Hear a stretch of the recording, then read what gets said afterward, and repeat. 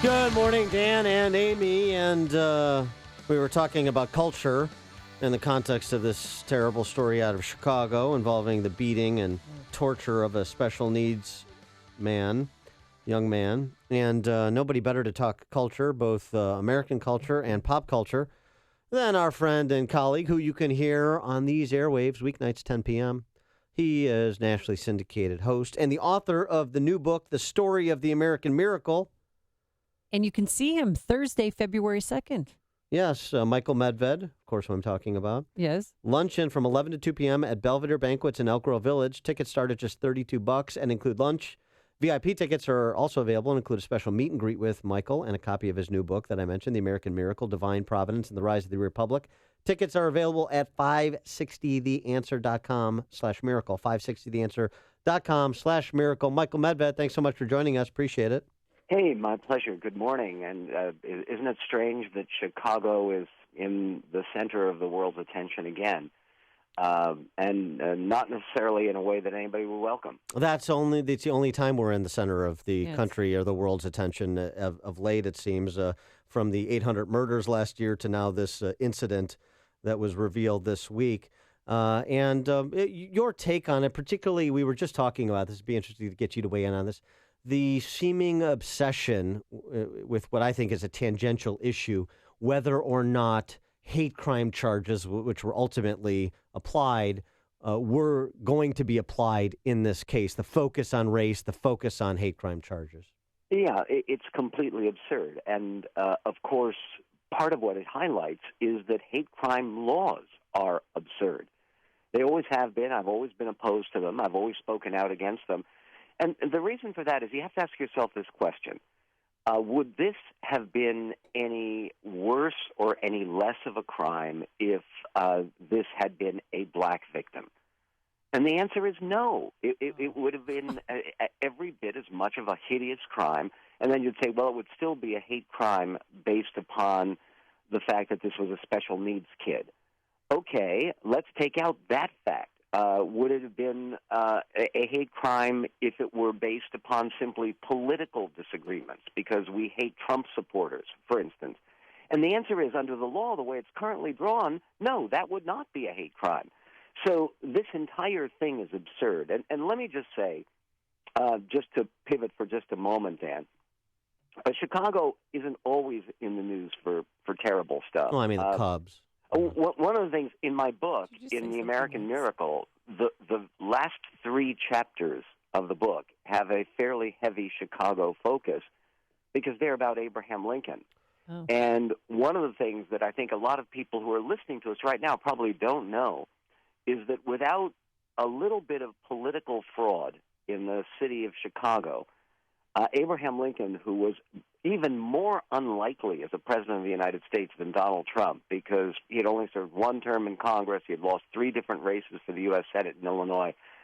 Abraham Lincoln won the nomination for the Republican Party because of a group of fraudulent tickets to the Republican convention at the big building on the Loop called the Wigwam. Yeah, that's right. And glad we could help. Well, every 155 years or so, we get something right. You know, I mean, it's... Well, there's another story involving a mayor of Chicago who a lot of people will recognize the name. The name is Cermak. And Anton Cermak, Tony Cermak, miraculously interposed his body to a bullet that was headed to Franklin D. Roosevelt in 1933, right before Roosevelt was due to be inaugurated. If Roosevelt hadn't been inaugurated, the president would have been an isolationist and a very committed racist named Cactus Jack Garner, John Nance Garner of Texas, and we would have had a constitutional crisis. And instead, you have memorials to Tony Cermak in Chicago. Well, just speaking about Lincoln for a minute, I know one of the stories you tell in your book, The American Miracle, is about the kind of revelation that Lincoln was given that it was time to move on freeing the slaves. Tell us that anecdote.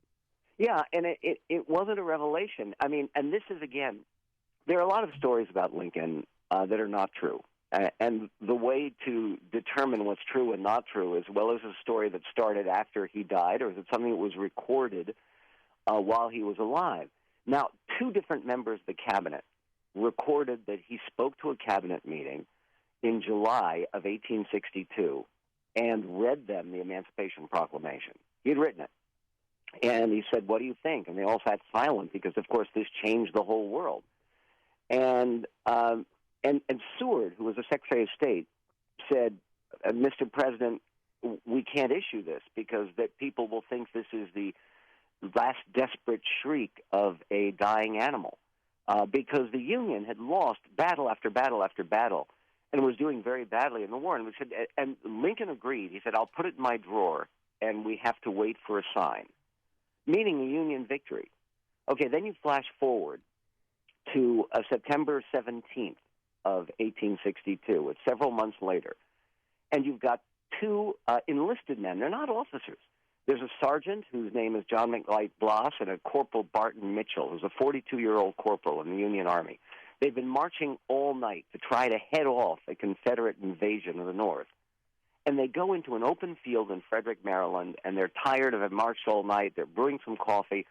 And Corporal Mitchell lies down, and he reaches out his hand, and his hand touches something in the grass in an open field. Mm-hmm. And he picks it up. It's 3 cigars, which is pretty cool if you've been marching all night, and cigars were hard to come by at that point. So he unwraps the cigars, tosses the papers aside, and is getting ready, looking for a light to light up his stogie on this bright September morning. And his buddy says, hey, wait a minute, this paper has some writing on it. And this was the Lost Dispatch. It was General Orders number 181, which was orders by Robert E. Lee about the disposition of his forces. Wow. That's incredible, I know. This fell into the hands of the Union and allowed them to interpose their troops in the right way to actually stop the Confederate invasion at the Battle of Antietam. And Lincoln saw this as the sign he had been waiting for, and he said that again to his cabinet. It's written down by the Secretary of the Navy, Gideon Welles.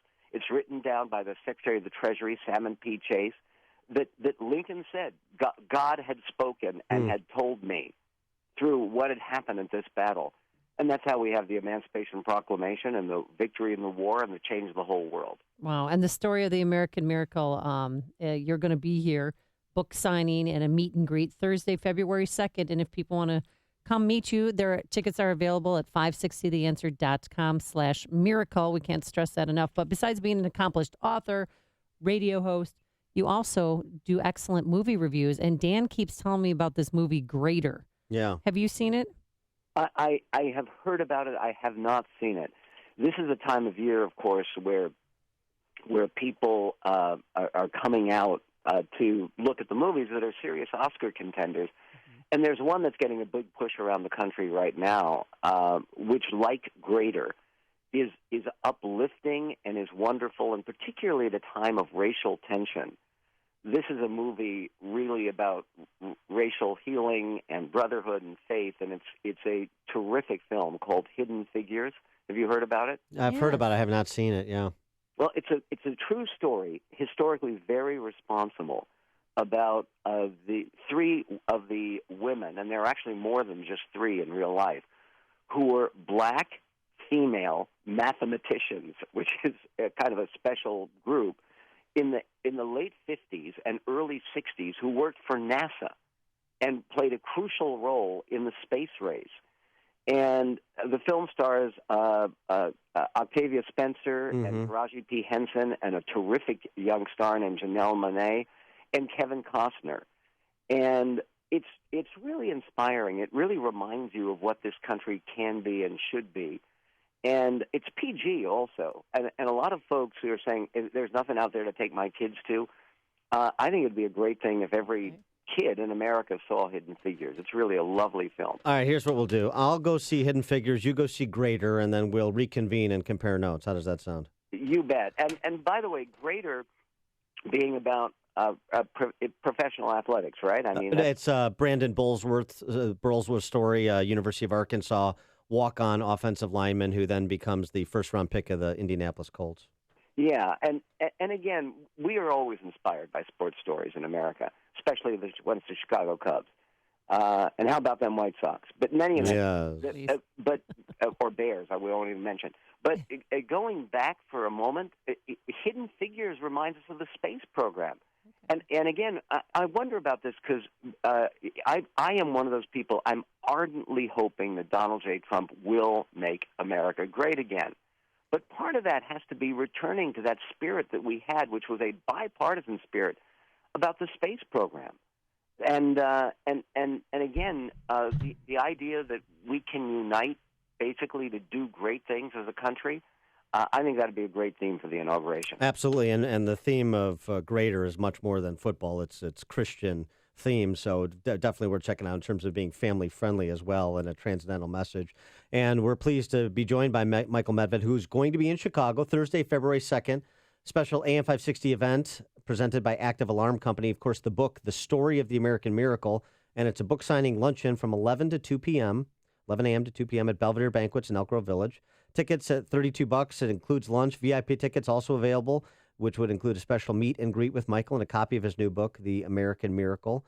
And those aforesaid tickets available at 560theanswer.com/miracle. Michael, thanks so much for joining us, and best of luck with the book. Well, thank you. And by the way, those are personally inscribed, which I'll be glad to sign for folks, copies of The American Miracle. And, hey, Dan, have a wonderful weekend. And, Amy, you too. And let's hope for more uplifting themes in our news. Very good. Michael Medved, thanks so much as always. Appreciate it. You're the best.